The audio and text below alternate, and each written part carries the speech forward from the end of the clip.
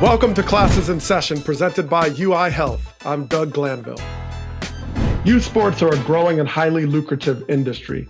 Time has shown it to be nimble and responsive to not only the athletes that play, but to the pathways that give these players the chance to compete at higher levels. There are no more secrets to the attributes college and professional programs seek in their athletes. In this shared space of young athletes, parents, colleges, and professionals is a campus of opportunity. Their ability to exchange ideas and coaching methods is like no other time. And inside this access is a belief that every child can make it to the top of the sport. Some do, but most do not. Today, we learn about the culture of youth sports in America and how it has evolved over the years. We will discuss this with Stephen Keener, President and CEO of Little League, who has brought pioneering change to Little League baseball and softball since he started in 1980. And Jeff Blake, 14-season NFL quarterback, who is currently the director of the Quarterback Academy at IMG Academy in Florida. And Steve Sclafani, founder and CEO of Baseball Factory, an elite training and development organization that helps athletes navigate the college landscape. Let's get to class.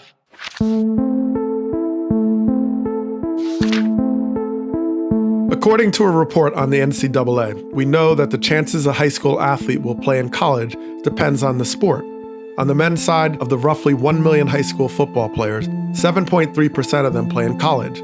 Baseball boasts a 7.5% chance, and basketball is the lowest of the studied groups at 3.5%. The sport with the best shot to play in college is lacrosse at 12.8%. On the women's side, volleyball is the toughest sport to play in college, only seeing 3.9% of high school athletes making a college program. Basketball is slightly higher at 4.1%, and the best guarantee is ice hockey at a whopping 26.2%. From there, if the plan is to play professionally, you have to parse those numbers into even smaller slivers, especially given the lion's share of slots are filled by Division I athletes. Still, the big money-making sports, men's and women's basketball or football, all have the percent chances of playing pro under 2%.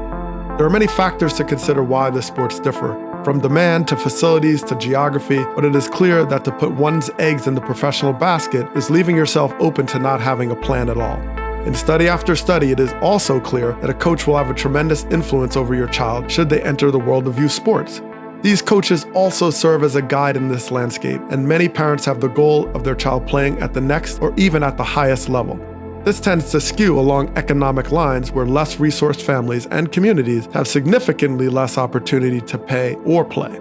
Yet those with less often have greater hopes for professional outcomes for their young athlete. Some sports like ice hockey average around $2,500 a year in cost. The more accessible sports like track and field or basketball average under $500 annually. Then when parents want to push their child into elite tracks or private coaches, these numbers can balloon to nearly $10,000 a year, ultimately sorting kids by their parents' wallet size. But with a substantial investment, you can find yourself inside elite training camps with alternate jerseys and triangle offenses, sponsored equipment that rivaled my swag in my locker at Wrigley Field in the late 90s. It creates a have versus have-not culture that pits the extreme of travel clubs crisscrossing America while emptying gas tanks in search of the best competition at all times. All this versus the slow pace of building joy for the game in a child's heart. They often learn to compete in it before learning to love it. Love still is a driver for the thousands of coaches across the country that are in charge of our children. That they are now part of a serious machine of profit and professionalism, once reserved for high draft picks and major league rosters. According to the USA Today, the youth sports industry increased by 55% from 2010 to 2017 and now constitutes a $19 billion market. In the end, sports are still celebrated in our nation. They have retained much of what we find special about it. There are still people of goodwill doing right by our children to build them as people, not just products. So even if your odds of making it are literally 1,000,000 to 1, we still have to ask, what is our child's future worth to us? Let's welcome to class Stephen Keener, President and CEO of Little League International. And as we talk today about youth sports and sort of how it's evolved and changed and continues to have such a footprint in our world today, I wanted to start at the sport that I know really well in baseball and how Little League is something that I participated in for a long time. So Steve, I wanted to start with just the overall state of Little League, just where you've seen it. You've been there since 1980. and what you see as today's landscape? I started with this organization 42 years ago, and when I came on board in September of 1980, we had Little League programs in all 50 states, but I think we were in about 17 or 18 countries then. So fast forward to today, about 2.5 million participants, boys and girls, both baseball and softball. But we're in 84 countries now. I've seen so many changes over those years. It's probably hard to summarize them. Probably the one in more recent times that has become perhaps the biggest challenge for not just us, but probably a lot of youth sports programs that are community and neighborhood based is sort of this whole evolution of travel baseball. Because we think there's far more benefit to kids at ages, 5 through 12 to be playing at home in their communities with the kids they go to school with and their friends and getting all the benefits of the Little League experience, as opposed to sort of being handpicked to play on some, self-labeled elite travel team and not, travel all over the place and play where you're really just playing games on weekends against teams you don't know.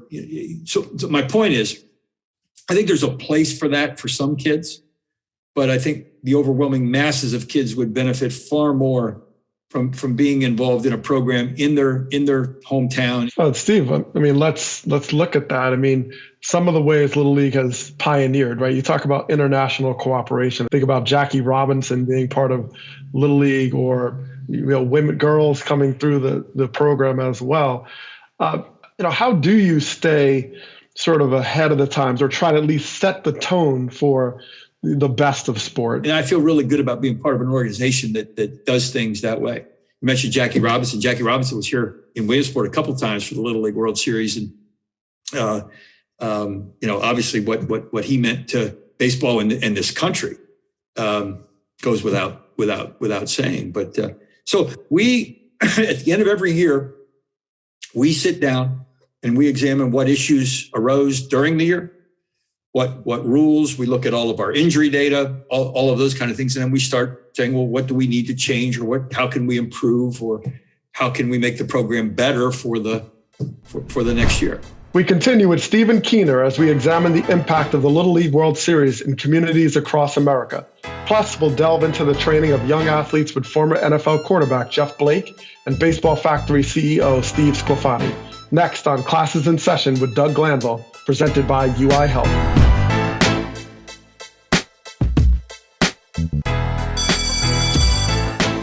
Welcome back to Classes in Session with Doug Glanville, presented by UI Health, as we continue with Steve Keener, president of Little League. And Steve, you mentioned so many of the benefits and the access, the international, the sense of community. What challenges do you come across just trying to ensure equal access to that experience? Yeah. On one hand, it's a great question, because our program is structured is that the leagues are defined by geographic boundaries, and that worked for many years. But what it also did is it denied access to kids who lived outside those boundaries, but maybe not far outside those boundaries. So what we've done is we've actually developed a kind of a 3-year, for lack of a better term, strategic plan to look at how we can make local Little League programs more accessible to more kids. Because the definition of community has even changed, since, in the last 10, 15 years. So there have been kids who have been denied the opportunity to participate in our program just simply because of where they live. And we're working to try to knock down some of those barriers. Well, Steve, we've gotten such a great sense of Little League and its significance and its enduring significance. I'm curious to know what you think of the future. You're setting the tone so much about, the values and laying that groundwork. Where do you think this is going? Where do you hope it to go? Well, I think it can go a lot of directions. One of the real challenges for us is to, in fact, we're working with the Project Play Group through the Aspen Institute on what's called a Million Coaches Challenge. And I think we can all do a better job of trying to train and educate Little League coaches on the importance of the social and emotional well-being of the kids on their teams. we could all teach them the skills of the game to hit and throw and catch and those things. But I think we also need to be more mindful and more committed to making sure that the coaches who have the biggest influence over the kids on their teams do so in a manner that's in the best interest of all the kids on the team. Winning and losing a little league game is really very unimportant. What is important is that children are, feel included, that they're given an opportunity to play and to have that experience with their friends. We need to continue to find ways and be more open to making the Little League program more accessible to more, so that more kids can get the benefit of the great experience that you and I had when we were kids. Very fortunate to be joined by two experts who work a lot and closely in youth sports. First, we have Steve Sclafani, full disclosure, a teammate of mine in college days, so known each other a long time, who is the current CEO and founder of Baseball Factory. Steve? Thank you very much for having me. I appreciate it. I remember those days fondly, and it was an honor to be your teammate. So thanks again. Absolutely. And we also have Jeff Blake, a longtime quarterback in the NFL, 14 seasons, and currently at IMG Academy as the director of quarterbacks at the Academy. Welcome, Jeff. Yes, sir.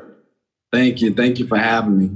Well, gentlemen, we've been discussing youth sports in a broad sense, but also just to help to understand, what makes youth sports tick. It's an incredibly profitable industry. It's got a tremendous footprint in culture, not only in development, training, recruitment, professionalism, all the ways that we've leaned into the way this industry has thrived over the last few decades. Your story, Jeff, comes where you were established as a quarterback early on.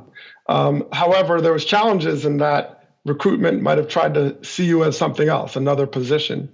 So how does that experience where you're fighting to be a quarterback and there's this pressure to be a wide receiver and play another position, how did that inform what you're doing now and really honing in on quarterbacks training? Well, I think at the end of the day, it's about what you believe in as a person, what you believe in as an athlete, and what do you believe in yourself. So it doesn't matter what someone else says about your abilities or what they think you should be doing or where they think you should be at. And I think if you don't give up, you keep fighting, you keep working hard, the opportunity gonna come. It might not be the pristine opportunity, but just having an opportunity. For instance, I wasn't recruited by any D1 schools in the state of Florida. I was ranked the number 2 quarterback coming out of the state of Florida in 1988. But East Carolina gave me that opportunity.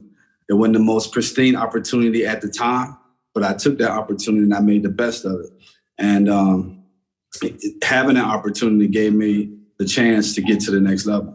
Well, Steve, in some ways, this industry has this service component. And so I'm curious what you've learned about the sort of void that you're trying to fill or that you have been able to fill in this work and how that actually is, sort of been able to allow your business to thrive. Yeah, I think it's trying to give kids opportunities all over America to be able to be seen and to be able to also bring their game up to speed, right? We've done a big focus for us has been player development training, helping kids reach their full potential, and a lot of corrective feedback. We've been able to give parents a platform too to be seen and to get these kids to the next level. But most importantly, we've been able to give them sort of a baseline with all the data that comes in of where they stand, what they need to work on. So I think it's been great to be able to help these kids map out a plan. And that's really what it's about, right? Honest information. And Jeff, you're working more on the coaching side. You have families and athletes that are committing to, the world of the Academy of IMG. What have you found that you're filling for these parents or these athletes? Like, what's the specialty around what the work you do? We're able to do full development with these kids, not only on the football field, but off the football field as well.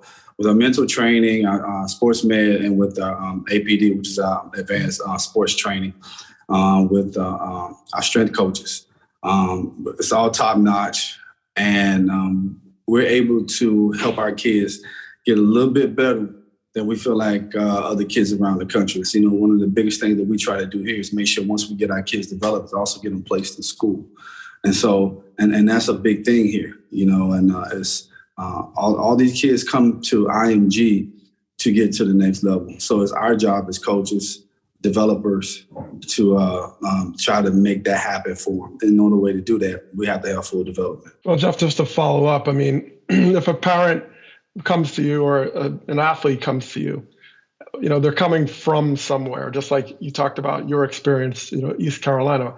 I mean, what are they missing? What are they seeking? Is there something that's been a common denominator for the parents and these athletes? A lot of these kids already have offers when they come here, especially on our national team. They already have, some kids have 20, 30 offers when they get here. But the thing that they're missing, it may be, like I said, the mental aspect of everything, social skills. It's something that we try to pinpoint that's going to help these kids get to the next level and help them sustain the careers that they want. We'll be right back on Classes in Session with Doug Glanville, presented by UI Health, as we continue our conversation with Jeff Blake and Steve Sclafani on the arms race in youth sports.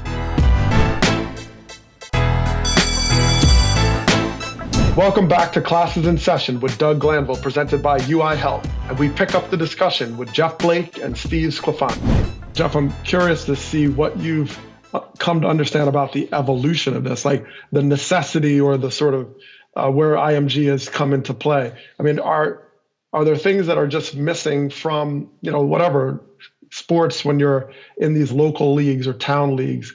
What's that giant shift between what was then and what is now? Ooh, that's a good question. Well, I know for a fact when I was young, I didn't have the type of training that's available that these kids have today. You pretty much, whatever you did in your local town and whatever you did on Friday night against your local teams, those write-ups, that was it. Now these kids, they go to different camps all over the country. They have travel ball, they have select ball, they have elite camps, they got college camps. So there are plenty of ways to be recognized and get seen for the next level. Back when we were growing up, that just wasn't the case. Now these kids have their own huddle accounts, Twitter accounts. They get to communicate with coaches more often than what we did when we was growing up. So just the technology in itself and the more visual that these kids have the opportunity to be. So I think that's the biggest swing between then and now. Well, and Steve, even within that shift, I mean, the challenge sometimes, as a parent, all of us have kind of gone through this in some ways. You have your town or your local league, and you see the benefits of this community of players or athletes that are kind of coming up together at the same level. I mean, what do you think the challenges or maybe sometimes drawbacks are where you have like the top echelon talent, I don't know, for lack of a better term, leaving or finding opportunity elsewhere? Yeah, I think a lot depends upon the makeup of the player and what they really want, right? There's some kids who they're super driven and they sort of need that next step to keep them going, right, to develop, and they want to play against the best of the best. I know there's many towns and areas where you can get a little bit of the best of both worlds and play in your local league, but also supplement with some great travel teams and tournaments. If I can interject real quick, also a lot of times when you're on your local team, and you can be the guy in your local area, and you step out of that box and you go someplace, you realize, hey, I'm not as good as I think I am. You could be a really great athlete, but you'll play down to the other players' level, and you're not getting as good as you should. But sometimes when you get away from that box and go to where there's a bunch of great athletes, your level of play gets higher. So I would agree with that. We, for some of our national events, when kids are sort of handpicked from around the country to go to them, when they step off that plane and and they go over to the facility and they look to their left, look to their right, and kids are from all across America, and everybody's as good as you or better. You got to step it up. And I think there's a different intensity to your training too.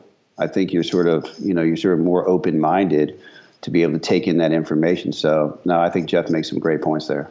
Well, I wanted to ask sort of about like obviously doing this kind of work and this kind of access has a cost to it. And parents all the time are challenged with this idea of, okay, how much do I invest in whatever it is, gymnastics careers and tennis and all these things? Do you try to do work to kind of deal with some of the the equity questions around what can you do or can be done with that challenge? It's definitely a challenge. For us, we've built some low cost programs that are local, so kids can get out and for under $100 they can get evaluated and they can get great information and drive to it, and it's fantastic for families and kids. And but some of the other events that they need to get to, right? Some of the national stuff. It's a couple of things. As one, for sure, parents have to be able to look at their budget, right, to see where they are and what they can afford. We're fortunate at Baseball Factory that we also have a foundation which helps some kids who can't afford to be able to go to these programs, which we're proud of. Like here at IMG, we give scholarships, to kids to come here, and kids that do pay to come here, it's all based on parents' income. It's all based on income, so it's tiered. The athletes in youth sports are not those from my childhood. They are confronted with new options to consider the changing technology, the ability to specialize, and if you have the resources, the chance to rub shoulders with elite coaching. At its core, parents and athletes want to know where they stand, something that comes with being so connected virtually. At times, a young athlete's choice to grow and develop inside of their community is at odds with that individual draw to be in elite circles. We learn that Little League still feels a pressing obligation to reflect values that underscore our shared experiences and humanity, to set the bar for player safety, international cooperation, and sportsmanship. Yet the elite circuit is here to stay, providing value and insight that only can come from innovative, tech-savvy services that have the entire picture, one that looks ahead into your child's future. We then ask, what does that mean for the traditions of the past? I'm Doug Glanville. See you next time.